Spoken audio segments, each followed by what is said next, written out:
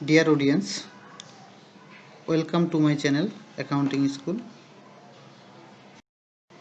আজকে institute of chartered accountants of বাংলাদেশের certificate লেভেলের অ্যাকাউন্টিং সাবজেক্টের chapter 4 ledger accounting and double entry নিয়ে আলোচনা করব। আজকে আমরা ledger accounting, accounts, discounts and VAT related accounting নিয়ে আলোচনা করব। তো প্রথমে আমরা লেজার নিয়ে আলোচনা করব। লেজার হচ্ছে collection of accounts of similar nature. আমরা জানি ডাবল এন্ট্রি বুককিপিং সিস্টেমে টেম্পোরারিলি জার্নালে প্রথমে লিপিবদ্ধ করা হয়, তার পরবর্তীতে জার্নাল থেকে যেই অ্যাকাউন্টসগুলোর যে একুমুলেশন করা হয় সিমিলার নেচার একটা অ্যাকাউন্টসে পার্মানেন্টলি যেখানে লিপিবদ্ধ করা হয় সেটাই হচ্ছে লেজার। আর অ্যাকাউন্টস হচ্ছে details of transaction of a specific item.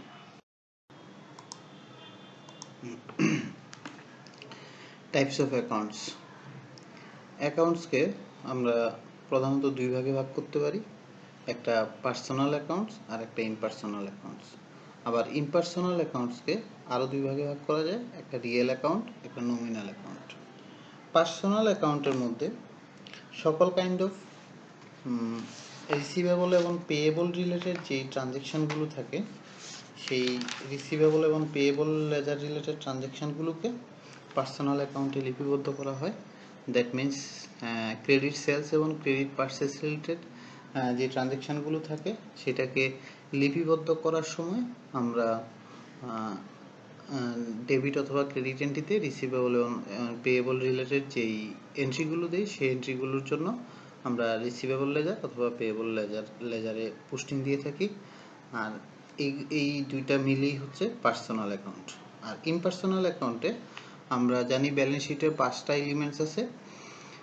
হ্যাঁ, সেগুলো হচ্ছে asset, liability, equity, income and expense. সকল ইনকাম এবং এক্সপেন্সগুলোর জন্য নমিনাল অ্যাকাউন্ট, আর অ্যাসেট, লাইবিলিটি এবং ইকুইটির জন্য রিয়েল অ্যাকাউন্ট। এখন নমিনাল অ্যাকাউন্টগুলো দ্যাট মিন্স কোনগুলো দাঁড়ালো, যেই অ্যাকাউন্টগুলোকে বছর শেষে ক্লোজ করে দেওয়া হয় সেগুলো হচ্ছে নমিনাল অ্যাকাউন্ট, আর যেগুলো পার্মানেন্ট অ্যাকাউন্ট সেগুলো হচ্ছে রিয়েল অ্যাকাউন্ট।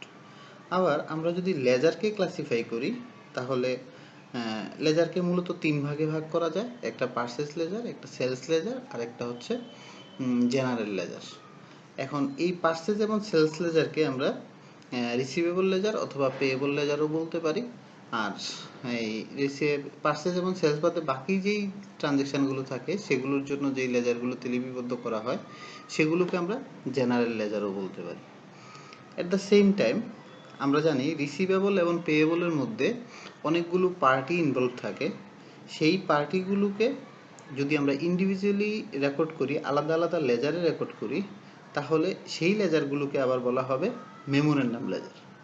আবার এই সবগুলো লেজারকে যদি আমরা একসাথে করি, একসাথে করলে সেইটা হয়ে যায় কন্ট্রোল অ্যাকাউন্ট। দ্যাট মিন্স যে রিসিভেবল এবং পেয়েবল লেজারগুলোকে যখন আমি পার্টি ওয়াইজ আলাদা আলাদা যখন আমি লিপিবদ্ধ করব তখন সেটা হবে মেমোরেন্ডাম লেজার। আর এগুলোকে একসাথে করে সকল রিসিভেবলকে একসাথে করে যদি একটা লেজারে নিয়ে আসি তখন সেটা হচ্ছে কন্ট্রোল অ্যাকাউন্ট।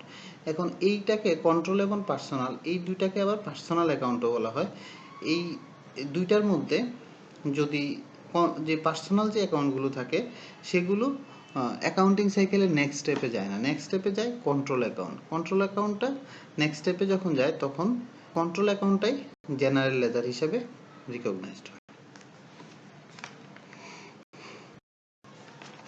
এবার ডিসকাউন্ট। ডিসকাউন্ট হচ্ছে reduction in the price of goods below the amount at which goods would normally sold to the other customer. That means generally আমি অন্যান্য কাস্টমারের কাছে যেই প্রাইসে সেল করি সেই প্রাইস থেকে কোনো কাস্টমারের কাছে যদি কোনো প্রাইস রিডাকশান করে বিক্রি করি তখন সেটা হয় ডিসকাউন্ট। অথবা বিক্রি করার পরে যদি তার অ্যাকাউন্টস পেয়েবল থেকেও কোনো প্রাইস রিডাকশান করি সেটা হয় ডিসকাউন্ট। ডিসকাউন্ট নর্মালি দুই ধরনের হয়, একটা ট্রেড ডিসকাউন্ট আর একটা ক্যাশ ডিসকাউন্ট। ট্রেড ডিসকাউন্ট হচ্ছে discount in the cost of goods owing to the nature of the trading transaction. এটা কস্ট অফ গুডস থেকেই রিডাকশান করা হয়। এখন কিভাবে রিডাকশানটা করা হয়, আমি যখন ইনভয়েস করি, ইনভয়েস করার সময় যে সেলস অ্যামাউন্ট থাকে, সেলস অ্যামাউন্ট থেকে যদি কোনো ডিসকাউন্ট দিয়ে ইনভয়েস কম অ্যামাউন্ট করা হয় সেক্ষেত্রে সেটা হচ্ছে ট্রেড ডিসকাউন্ট। যেহেতু এটা ইনভয়েস করার সময় করা হয়, সে এটা আর এক বুকস অফ অ্যাকাউন্টসে অ্যাকাউন্টস ফর করা হয় না। এবার হচ্ছে ক্যাশ ডিসকাউন্ট। ক্যাশ ডিসকাউন্ট হচ্ছে আমি সেলস বা পারচেস করার পরে আমাকে যদি আমি যদি ডিসকাউন্ট অ্যালাউ বা রিসিভ করি সেক্ষেত্রে এই in terms of full payment of payable or রিসিভেবলের ক্ষেত্রে, মানে খুব আর্লি আমি যদি পেয়েবল অথবা রিসিভেবলের টাকা রিকভারি করতে চাই বা পেমেন্ট করতে চাই সেক্ষেত্রে যদি কোনো ডিসকাউন্ট দেওয়া হয় সেটা হচ্ছে ক্যাশ ডিসকাউন্ট। ক্যাশ ডিসকাউন্টটা অ্যাকাউন্ট রিসিভেবলের উপরও হতে পারে, পেয়েবলের উপরও হতে পারে। যদি রিসিভেবলের উপর হয় তাহলে সেটা হচ্ছে ডিসকাউন্ট অ্যালাউড টু কাস্টমার, আর যদি পেয়েবলের উপর হয় তাহলে ডিসকাউন্ট রিসিভড ফ্রম সাপ্লায়ার। আর যেহেতু এটা আফটার পেয়েবল মানে রিকগনাইজড করার পরে হয় সেহেতু এটা বুকস অফ অ্যাকাউন্টসে রেকর্ড করা হয়। আর আমরা যদি কোনো ডিসকাউন্ট রিসিভ করি তাহলে সেটা জার্নালটা হয় ট্রেড পেয়েবল ডেবিট, ট্রেড পেয়েবলটা ডেবিট হয় আর ডিসকাউন্ট রিসিভড ক্রেডিট হয়। আর যদি আমি কোনো কাস্টমারকে ডিসকাউন্ট অ্যালাউ করি সেক্ষেত্রে ডিসকাউন্ট অ্যালাউটা ডেবিট হয় আর রিসিভেবলটা ক্রেডিট হয়। এবার ডিসকাউন্ট রিলেটেড আমরা একটা ম্যাথ যদি দেখি, যেটা আমাদের বইয়ের ইন্টারেক্টিভ কোশ্চেন 6, এখানে আমি জাস্ট ডিসকাউন্ট রিলেটেড এন্ট্রিগুলো যদি দেখি, সে ট্রেড ডিসকাউন্ট রিসিপ্ট 4000 টাকা, ক্যাশ ডিসকাউন্ট রিসিপ্ট 1500 টাকা আর ক্যাশ ডিসকাউন্ট অ্যালাউড 8000 টাকা। এখন ট্রেড ডিসকাউন্ট রিসিপ্টটা কখন হয়? যদি আমি কোনো সাপ্লায়ারের থেকে পারচেস করার সময় ওই সাপ্লায়ার যদি at the time of purchase invoice যখন করে ইনভয়েস করার সময় যদি সে কোনো ডিসকাউন্ট দেয় তাহলে সেটা 4000 টাকা। আমি বলেছিলাম যে এই ডিসকাউন্টটা অ্যাকাউন্ট ফর হয় না। যেহেতু এই ডিসকাউন্টটা অ্যাকাউন্টস ফর হয় না সেহেতু এটা নিয়ে কোনো কিছু করা লাগবে না। আর আর আমাদের এই ম্যাথটাতে করতে হবে হচ্ছে ইনকাম স্টেটমেন্ট, যেহেতু এটা অ্যাকাউন্টস ফর হয় না ইনকাম স্টেটমেন্টের কোথাও এটা যাবে না। দেন হচ্ছে cash discount receive, that means আমি ট্রানজ্যাকশান হওয়ার পরে যদি আমি অ্যাকাউন্ট যে পেয়েবল তৈরি হয় এই অ্যাকাউন্টস পেয়েবলের এগেনিস্টে আমি যদি কোনো ডিসকাউন্ট পাই তাহলে সেটা হচ্ছে cash discount receipt. That means আমার অ্যাকাউন্ট পেয়েবলটা রিডাকশান হয়ে যাবে, সেক্ষেত্রে এটা আমার ইনকাম হিসাবে ট্রিট হবে। আদার ইনকামে 1500 টাকা চলে যাবে। দেন হচ্ছে cash discount allowed, that means আমি কারোর কাছে সেল করছি, সেল করার পরে ওই কাস্টমারকে ফুল পেমেন্টের কন্ডিশনে আমি যদি কোনো ডিসকাউন্ট দিই সেটা হচ্ছে ক্যাশ ডিসকাউন্ট অ্যালাউড। এই অ্যামাউন্টটা হচ্ছে 8000 টাকা। তো এই 8000 টাকা কী করতে হবে? যেহেতু আমি আগে রিসিভেবল করে রাখছিলাম, এখন এই রিসিভেবলটাকে কমাইতে হবে, সাথে আমার এক্সপেন্স হিসাবে ট্রিট করতে হবে, এবং এটা one kind of administrative expense হিসাবে ট্রিট হয়। তো অ্যাডমিনিস্ট্রেটিভ এক্সপেন্সের সাথে এই 8000 টাকা যোগ হয়ে যাবে।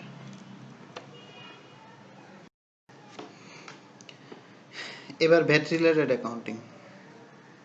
তো ভ্যাট রিলেটেড অ্যাকাউন্টগুলোর জন্য আমার কনসেপ্টটা একটু ক্লিয়ার হওয়া দরকার। In line with value added tax 2012, তো অ্যাকাউন্টিং করার জন্য আমি সিম্পলি আলোচনা করি, তার পরবর্তীতে ভ্যাট নিয়ে যখন আলোচনা করব তখন ডিটেল আলোচনা করব। তবে এখানে অ্যাকাউন্টিং করার জন্য আমি দুইটা ভাগে ভাগ করব। আমি বইয়ে ভাগ করা হয়েছে রেজিস্টার্ড পারসন না নন রেজিস্টার্ড পারসন এই ভাগে, আবার আমি ভাগ করব ওরা কি কালেকশন করে বা না উইথহোল্ডিং করে, এই দুইটা ভাগে ভাগ করব। Two record purchase and VAT input. তো আমরা যদি কারোর থেকে পারচেস করি সেক্ষেত্রে যদি উইথহোল্ডিংয়ের নিয়মে আসি সেক্ষেত্রে আমি তাকে পেমেন্ট করার সময় ডিডাক্ট করে রাখবো, তখন আমার সেটা লাইবিলিটি হিসাবে ট্রিট হয়। That means purchase account debit হবে, ব্যাঙ্ক অ্যাকাউন্ট ক্রেডিট হবে, সাথে ভ্যাট লাইবিলিটি ক্রেডিট হবে যদি আমি তার থেকে উইথহোল্ড করে রাখি। অ্যাট দ্য সেম টাইম সে যদি আমার থেকে কালেকশন করে রাখে তখন সেটা হয়ে যায় purchase account debit, VAT account credit debit আর bank account credit. That means ভ্যাটের টাকাটাও আমি তাকে ফুল দিয়ে দিলাম, এই টাকাটা পরবর্তীতে আমি ভ্যাট রিটার্নে আউটপুট ভ্যাটের সাথে সমন্বয় করব। আর পারচেজের সাথে যে ভ্যাটটা রিলেটেড এটা ইনপুট ভ্যাট, আর সেলসের সাথে যে ভ্যাটটা রিলেটেড সেটা হচ্ছে আউটপুট ভ্যাট। এবার সেলসের ক্ষেত্রে যদি আমি এই দুই ভাগেই ভাগ করি, সেলসের ক্ষেত্রে আমি কি তার থেকে কালেকশন করে রাখবো না সে আমার থেকে উইথহোল্ড করে রাখবে? যদি আমি তার থেকে কালেকশন করে রাখি সেক্ষেত্রে আমি তার থেকে ভ্যাট সহ রিসিভ করব, দ্যাট মিন্স ব্যাংক অথবা account receivable debit, sales credit আর ভ্যাট অ্যামাউন্টটা ক্রেডিট। দ্যাট মিন্স ভ্যাট অ্যাকাউন্টটা এখানে আমার লাইবিলিটি হিসাবে তৈরি হলো, যেটা আমার গভর্নমেন্টকে পেমেন্ট করতে হবে। অ্যাট দ্য সেম টাইম সে যদি আমার থেকে কালেক্ট করে রাখে তখন আমার সে যদি আমার থেকে কালেক্ট করে রাখে তখন আমার যেটা দাঁড়াবে যে ব্যাংক অ্যাকাউন্ট ডেবিট করব, সেলস ক্রেডিট করব। এখানে সে আমার থেকে আমি এখানে সেলসের যে ভ্যাটের যে টাকাটা সেই টাকাটা পাবো না, বাট আমার আউটপুট ভ্যাটে একটা লাইবিলিটি তৈরি হবে। তো যেই লাইবিলিটিটা আউটপুট ভ্যাটের কারণে তৈরি হবে, এটা যদি প্রপারলি অ্যাকাউন্টিং করতে যাই সেক্ষেত্রে ভ্যাট অ্যাকাউন্টটাকে ডেবিট করে দিলে বেটার হয়। That means bank debit, VAT account debit, that sales credit, that তখন সেলস পুরো অ্যামাউন্টটা চলে আসে। দেন এখন এইখানে যদি আমি তার থেকে কালেকশন করে রাখি তাহলে আমার গভর্নমেন্ট ট্রেজারিতে জমা দেওয়ার জন্য একটা অ্যামাউন্ট ক্রেডিট ব্যালেন্স হয়ে থাকে, সেই ক্রেডিট ব্যালেন্সটাকে আমার পেমেন্ট করতে হবে। সো যখন আমি এই পেমেন্টটাকে এইটার সাথে ডেবিটের সাথে ক্রেডিট অ্যাডজাস্ট করার পরে যে বাকি ব্যালেন্সটা থাকবে সেটা যখন পেমেন্ট করব তখন যদি ক্রেডিট ব্যালেন্স হয় তখন আমি পেমেন্ট করব। তো ক্রেডিট হলে সেই ক্রেডিট ব্যালেন্সকে আমি ডেবিট করে দিব ভ্যাট অ্যাকাউন্ট, ব্যাংক অথবা ক্যাশ আমি ডেবিট করে দিব।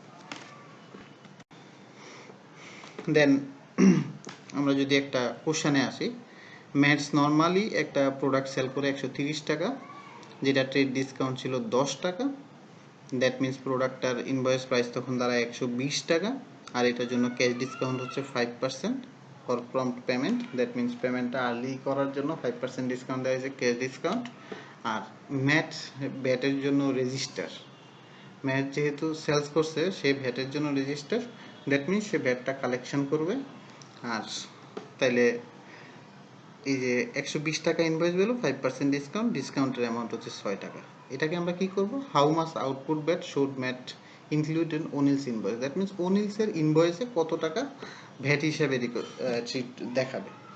তো আমরা জানি এখানে দেখতেছি লিস্ট প্রাইস হচ্ছে 100, বই একভাবে করছে, আমি অন্যভাবে করার চেষ্টা করেছি। ম্যাটস নর্মালি সেল করছে 130 টাকা, নর্মাল সেলিং প্রাইস 130 টাকা ধরলাম, ট্রেড ডিসকাউন্ট যেটা আমি যেহেতু এটা অ্যাকাউন্টস করব না, এটা বাদ দিয়ে যে বাকি অ্যামাউন্টটা থাকবে 120 টাকা, এটা হচ্ছে আমার ইনভয়েস ভ্যালু। এখন এই ইনভয়েস ভ্যালু থেকে আমি যদি ডিসকাউন্টটা বাদ দিই, ডিসকাউন্টটা 6 টাকা, 114 টাকা। এবার এই ডিসকাউন্টটা বাদ দেওয়ার পরে বাকি যে অ্যামাউন্ট হবে সেটার উপর ভ্যাট চার্জ হবে। সেটার উপর যদি ভ্যাট চার্জ হয় 15%, 17.10 টাকা। দ্যাট মিন্স আউটপুট ভ্যাট হিসাবে ইনভয়েসে চার্জ হবে 17.10 টাকা। আর টোটাল ইনভয়েস ভ্যালু হবে 114 যোগ 17.10, দ্যাট মিন্স 131.10 টাকা। দেন ভ্যাট নিয়ে আর একটা অঙ্ক, এটার রিকোয়ারমেন্টটা হচ্ছে what is the balance for VAT in the statement of financial position, মানে ফিনান্সিয়াল পজিশনে ভ্যাটের ব্যালেন্সটা কত। দ্যাট মিন্স আমরা যদি লেজারের ক্লোজিং ব্যালেন্সটাই ভ্যাট কারেন্ট অ্যাকাউন্টের লেজারের ক্লোজিং ব্যালেন্সটা টানি সেক্ষেত্রে আমি পেয়ে যাব ভ্যাটের ফিনান্সিয়াল স্টেটমেন্টস পজিশনে ভ্যাটের ব্যালেন্সটা কত থাকবে। তো আমরা প্রিভিয়াস ইয়ারের ব্যালেন্সটা যদি দেখি, প্রিভিয়াস ইয়ারের ব্যালেন্সটা হচ্ছে 15,000 টাকা ডেবিট ব্যালেন্স, যেটা হচ্ছে VAT due from commission. That means আমি কমিশনার থেকে পাবো এই 15,000 টাকা ডেবিট ব্যালেন্স, এই কারণে ডেবিটে ব্যালেন্স বিডি দিয়ে 15,000 টাকা লিখলাম। দেন আমি ইনপুট ভ্যাট আর আউটপুট ভ্যাটগুলো কনসিডার করব। রেভিনিউ করছি all standard rate, that means আমার সকল রেভিনিউ হচ্ছে 15%, স্ট্যান্ডার্ড রেট মিন্স 15%। তো 15%-এ এবার আউটপুট ভ্যাট হচ্ছে 500, দ্যাট মিন্স 5 লাখ, উপরে 3টা শূন্য আছে, 5 লাখ, 5 লাখের 15% হচ্ছে 75,000 টাকা। যেহেতু আমি ভ্যাটটা কালেকশন করব, কালেকশন করতে গেলে যেহেতু আমি রেজিস্টার পারসন, আমি ভ্যাটটা কালেকশন করব। যদি কালেকশন করি তাহলে আমার এটা ভ্যাট লাইবিলিটি হিসাবে ট্রিট হবে, লাইবিলিটি মিন্স আমার ক্রেডিট সাইডে যাবে, এই কারণে ক্রেডিট সাইডে 5 লাখের 15% 75,000 টাকা ইনক্লুড করলাম। দেন হচ্ছে পারচেস, যদি পারচেস করলাম 1,20,000 টাকা। এখন এই 1,20,000 টাকা যদি পারচেস করি সেক্ষেত্রে আমার এটাও স্ট্যান্ডার্ড রেটে পারচেস করছি, তো সেটা হচ্ছে আমার ইনপুট ট্যাক্স। সে আমার থেকে যদি যার থেকে কিনছি সে এই প্রশ্নের মধ্যে যেটা ধরে নেওয়া হয়েছে সেও রেজিস্টার পারসন, সে আমার থেকে কালেকশন করে রাখবে। সে যদি কালেকশন করে রাখে সেক্ষেত্রে আমার ভ্যাট 15% ধরলে 18,000 টাকা, আর গ্রস প্রফিট এক্সপেন্স হচ্ছে 2,80,000 টাকা বললো। এক্সপেন্স রিলেটেড ইনফরমেশান ব্রেকআপটা হচ্ছে ওয়াজেস অ্যান্ড স্যালারিস, যেটা ভ্যাট থেকে এক্সামটেড। এন্টারটেনমেন্ট এক্সপেন্ডিচার 40 টাকা, ইরিকভারেবল ভ্যাট 6 টাকা। যেহেতু ইরিকভারেবল যে ভ্যাট আছে সেই ভ্যাটকে আমি কোনোভাবেই অ্যাকাউন্ট ফর করতে পারবো না, এবার যে ভ্যাটটা রিকভার করা যাবে না, সুতরাং এটাকে এক্সপেন্স হিসেবে ট্রিট করতে হয়। সুতরাং 46 পুরোটাই এক্সপেন্স হিসেবে ট্রিট হবে। দেন হচ্ছে আদার ভ্যাট যেটা, সেটা হচ্ছে 70 টাকা। স্ট্যান্ডার্ড রেট হচ্ছে 15%। তো স্ট্যান্ডার্ড রেট যদি 15% হয়, তাইলে আদার ব্যালেন্সগুলো হচ্ছে 70 টাকার উপর 15%, ইনপুট ট্যাক্স আদার এক্সপেন্স 70,000-এর উপর 15% ধরলে 10,500 টাকা। এবার আরেকটা ব্যাপার বলি, যে আমরা সবাই জানি যে ভ্যাটের প্রাইজের মধ্যে ইনক্লুডেড হিসাবে থাকে। ভ্যাটটা মূলত চার্জ হয় হচ্ছে বেইজ অ্যামাউন্টের উপর। যেহেতু ভ্যাটটা বেইজ অ্যামাউন্টের উপর চার্জ হয়, এখানে 5 লাখ টাকার উপর সরাসরি কেন চার্জ করা হলো, এটা নিয়ে কোশ্চেন রাইজ হতে পারে। সেক্ষেত্রে আমরা যদি লক্ষ্য করি, তাহলে রেভিনিউর পাশে নেট আছে, পারচেজের পাশে নেট আছে, আবার আদারের পাশেও নেট আছে। নেট মিনস যে আমি টোটাল যে ইনভয়েস প্রাইস আছে, ভ্যাট অ্যামাউন্ট থেকে ওই প্রাইসটা বাদ দিয়ে যেই অ্যামাউন্টটা থাকে সেই অ্যামাউন্টটাকে এখানে লিপিবদ্ধ করেছি। দ্যাট মিনস এটা হচ্ছে বেইজ অ্যামাউন্ট। তাহলে বেইজ অ্যামাউন্ট যোগ ভ্যাট দেন হচ্ছে আমার ইনভয়েস প্রাইসটা বেরোবে। এক্ষেত্রে এইভাবে ইনভয়েস প্রাইসটা বের করা হয়ে যায়। তো এভাবে যদি যোগ বিয়োগ করি, দেন আরেকটা লাইন আছে, in respect of VAT payment 5,000, 15,000, 20,000 have been made in this year.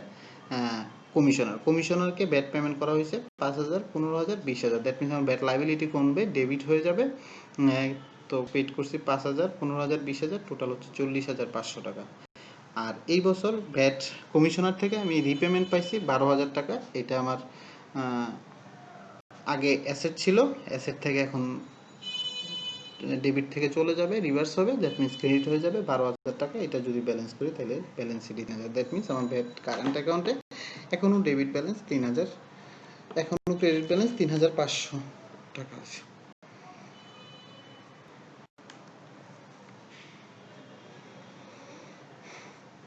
Thanks for listening.